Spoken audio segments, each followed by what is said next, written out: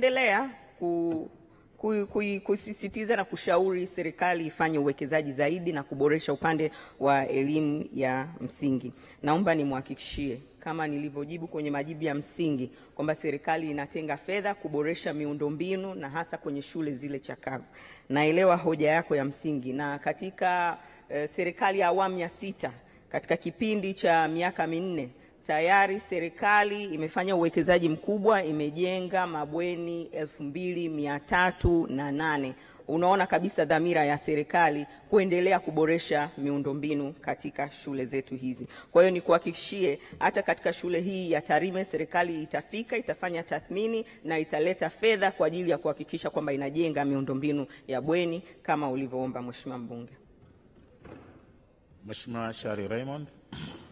Asante sana Mheshimiwa Mwenyekiti. Nashukuru kwa majibu mazuri ya serikali, lakini nauliza kwa msisitizo. Ni lini shule ya Uri iliyo Kibosho Kati na shule ya Okaseni iliyo Uru Kusini katika kata ya Uru Kusini zitafanyiwa marekebisho kwenye vyoo na mabwalo ya kulia, kwa sababu watoto hao hawajielewi tu? Ni lini haswa? Mheshimiwa Naibu Waziri, majibu. Mheshimiwa Mwenyekiti, naomba nimpongeze Mheshimiwa Shari Raymond kwa swali lake zuri kabisa ambalo lina lengo la kuboresha upande wa sekta ya elimu msingi katika mkoa anaotokea, na naomba nitumie nafasi hii kumwagiza mkurugenzi wa halmashauri afanye tathmini ya miundombinu katika shule hizi alizozitaja Mheshimiwa mbunge, na aweke katika mipango ya kibajeti ili fedha ziweze kutengwa na zifike kupitia mapato ya ndani, waanze kufanya ukarabati katika vyoo hivyo na kujenga bwalo, na serikali kuu itakuja kuongeza nguvu. Mheshimiwa Rita Kabati.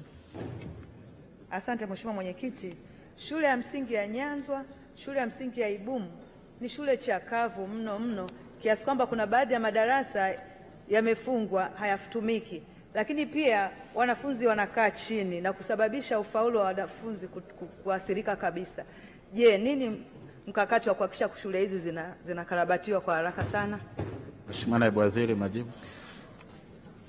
Mheshimiwa Mwenyekiti, naomba nimpongeze Mheshimiwa Rita Kabati kwa swali lake hili zuri kabisa, na naomba nitumie nafasi hii kumwagiza mkurugenzi wa halmashauri kwamba kupitia mapato ya ndani wahakikishe kwamba inapatikana madawati kwa ajili ya wanafunzi kutumia. Wanafunzi wetu hawatakiwi kukaa chini. Kwa hiyo kupitia mapato ya ndani wachonge madawati, watengeneze madawati ili wanafunzi waweze kupata madawati katika shule hizi. Lakini kuhusiana na ukarabati wa shule hizi alizozitaja, mkurugenzi afanye tathmini, aweke katika mipango kupitia mapato ya ndani lakini serikali kuu kupitia budget ambayo inatengwa kila mwaka tutafika kuja kuongeza nguvu kuhakikisha kwamba miundombinu katika shule hizi chakavu inaimarika na wanafunzi wetu wanapata sehemu nzuri ya kusomea, lakini walimu pia wanapata sehemu nzuri ya kufundishia. Asante Mheshimiwa Bunge. Tunaendelea swali linalofuata. Mbunge wa Nkenge anauliza swali: je, lini vituo vya afya vitajengwa katika kata za Kilimalile, Mabale, Minziro, Mutukula, Ruzinga, Ruyango, Kitobo na Bugandiga Nkenge? Na Misenyi lipate majibu ya serikali. Mheshimiwa Naibu Waziri, majibu. Mheshimiwa Mwenyekiti, katika mwaka 2024-2025 serikali imetenga shilingi bilioni 53.5 kwa ajili ya ujenzi wa vituo vya afya kwenye kata 214 za kimkakati, ambapo kila kituo kitapokea shilingi milioni 250. Katika jimbo la Nkenge, fedha hizo zitapelekwa katika kata ya Mutuluka. Mheshimiwa Mwenyekiti, serikali itaendelea kutenga fedha kwa awamu kwa ajili ya ujenzi wa vituo vya afya katika kata za kimkakati na zitakazokidhi vigezo kote nchini, zikiwemo kata za halmashauri ya Misenyi. Mheshimiwa Laurent Kiombo.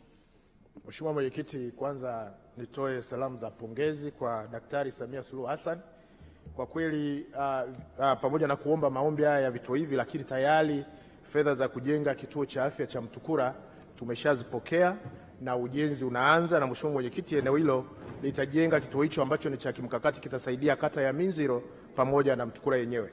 Maswali mawili ya nyongeza. Mheshimiwa Mwenyekiti, ndani ya kata nilizotaja hapa, kata Ruzinga ambayo ina vijiji viwili lakini na wananchi wenye mwamko mkubwa wa kuchangia maendeleo, na wananchi hao wameshaanza kujenga kituo cha afya kwa fedha zao, na mbunge nimeshawapelekea mifuko 100 ya simenti, ujenzi unaendelea. Je, sasa lini serikali itawaunga mkono kwa kupelekea fedha ili waweze kukamilisha kituo hicho? Swali langu la pili, Mheshimiwa Mwenyekiti, katika kata hizi ambazo nimetaja ni kata zote za kimkakati, Kilimilile pamoja na Mabale, lakini Buyango, Kitobo, Bugandika na kijumuisha na Bugorora ni maeneo ambayo yanahitaji vituo vya afya. Je, ni nini neno la faraja la serikali ili wananchi hao waweze kupata vituo vya afya na kuleta msawazo mzuri wa huduma za afya ndani ya jimbo la Misenyi? Asante Mwenyekiti. Mheshimiwa Naibu Waziri, majibu ya serikali. Mheshimiwa Mwenyekiti, Mheshimiwa Florent Kiombo amekuwa akifanya ufuatiliaji wa karibu sana wa kuhakikisha kwamba sekta ya afya msingi katika jimbo lake inaendelea kuhudumiwa na kuimarika.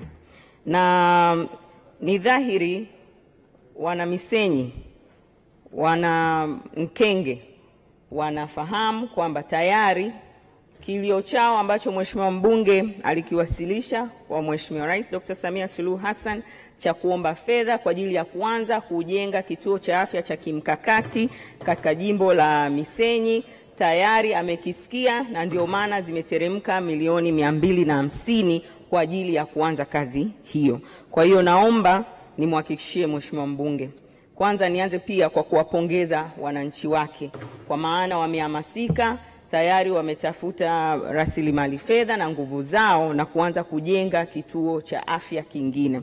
Serikali tayari imeleta milioni 250 kwa ajili ya kituo hichi cha mkakati katika kata ya Mutuluka, na kwenye kata hii nyingine ambayo wananchi tayari wameanza kuhamasika, serikali itatafuta fedha na kuhakikisha inakuja kuunga mkono jitihada hizo, na fedha zitatafutwa kupitia mapato ya ndani ya halmashauri, lakini pia serikali kuu itaunga mkono jitihada hizo ili jitihada hizi za wananchi zisipotee na hichi kituo cha afya kijengwe, kikamilike na kiweze kutoa huduma za afya bora kabisa. Na kuhusiana na hoja ya Mheshimiwa mbunge kwenye kata nyingine, serikali itaendelea na jitihada za kuhakikisha kwamba inafikia kata mbalimbali za kimkakati na kuzijengea vituo hivi vya afya ili viweze kuwanufaisha wananchi wapate huduma bora zaidi za afya msingi. Kwa hiyo naomba nikuhakikishie Mheshimiwa mbunge, serikali itaendelea kutenga fedha kwa awamu na itafika kwenye kata hizi ulizozitaja kwa ajili ya kujenga vituo vya afya, wananchi waweze kupata huduma bora ya afya msingi katika jimbo lako. Mheshimiwa Vita Rashid Kawawa. Asante sana Mheshimiwa Mwenyekiti. Naomba Mheshimiwa Mwenyekiti nishukuru serikali baada ya kuiomba kwamba kuna umuhimu na uhitaji mkubwa wa kujengewa kituo cha afya katika kata ya Mgombasi, na serikali imeniitikia na kutuletea milioni 250 kwa ajili ya kuanza ujenzi wa kituo cha afya kata ya Mgombasi. Naishukuru sana, asanteni sana serikali. Asante, unaweza kucomment Mheshimiwa Naibu Waziri.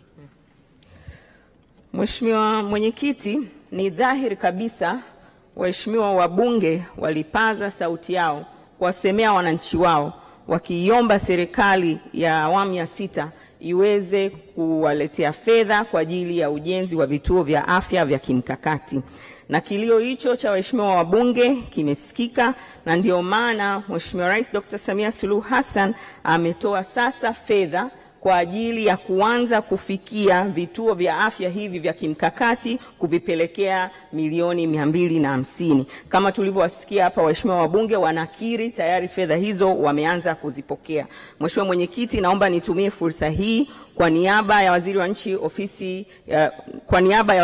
Ofisi ya Rais TAMISEMI kuwaagiza wakurugenzi wote wa mamlaka zetu za serikali za mitaa kuhakikisha pindi wanapopokea fedha hizi waweze kwa uharaka kabisa kusimamia ujenzi wa vituo hivyo vya afya vya kimkakati ili majengo yaanze kujengwa na majengo mengine yakamilike kwa ukamilifu wake na kuanza kutoa huduma hizi za msingi kabisa za afya kwa wananchi wetu. Mheshimiwa Sebastian Kapufi. Nakushukuru Mheshimiwa Mwenyekiti. Ni lini serikali italeta fedha na kuanza ujenzi wa kituo cha afya cha kimkakati katika kata ya Misunkumilo? Mheshimiwa Naibu Waziri, majibu. Mheshimiwa Mwenyekiti, nimpongeze Mheshimiwa Sebastian kwa swali lake lenye manufaa makubwa sana kwa ajili ya wananchi wake kutoka kwenye jimbo lake.